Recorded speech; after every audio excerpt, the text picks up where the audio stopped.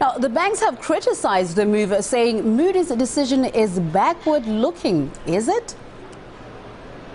Look, the banks are dead. You know, there's a famous Russian short story, The Death of Ivan Ilyich, about a dead man who hears everyone talking around him. And that's what we're talking about when we're talking about the global banks. They're dead. They're corpses. No amount of aerosol trying to make the stink go away is going to change that.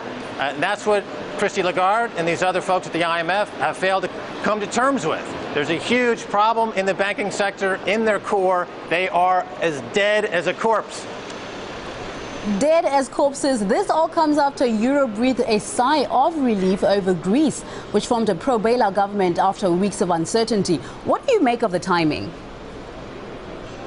The timing makes no difference because starting in 2007, 2008, you had what's called in economics a Minsky moment, where the global indebtedness reached a critical amount of no amount of stimulus or any kind of policy changes would change the fact that the globe is embarking on this massive global deleveraging, which is going to end in massive defaults in banks across Europe and across the world. These major banks in Europe are technically insolvent. Deutsche Bank is insolvent. BNP is insolvent. Societe Generale is insolvent. JP Morgan, insolvent. And, of course, Lloyd Blankfein, who's here at the conference in St. Petersburg, his bank, Goldman Sachs, is also insolvent. Now, this downgrade could raise the borrowing costs for banks, but could it also help the politicians push through their agenda of global financial governance? Well, they, of course, will use this opportunity to put forward more global governance, more centralized government, more command and control, more state-run operations, less democracy, less market activity, less free competition.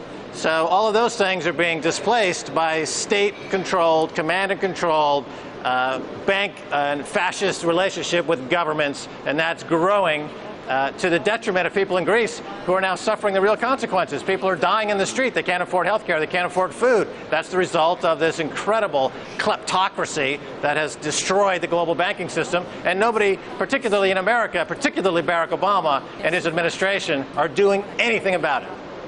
Now, the leaders of the Eurozone's four biggest economies are meeting in Rome, with the Italian Prime Minister Mario Monti saying there's 1 week left to save the Eurozone.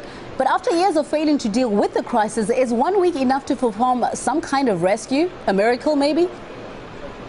Well, how many times are we going to hear this hijacking scenario where some technocrat like Mario Monti puts a gun to the people's head and say, either give us all your money or we're going to take all your assets? They're going to do it anyway. So why not form some kind of resistance against this global occupation by bankers? You know, the people have to stand up and realize that no one's going to help them but themselves. They need to push out the kleptocrats and the banking terrorists, as I call them, and stand up for themselves. Until they do something for themselves, no one's going to do anything for them. Well, thank you very much there. Max Kaiser, economic expert and host of the Kaiser Report here on RT. Thanks for talking to us.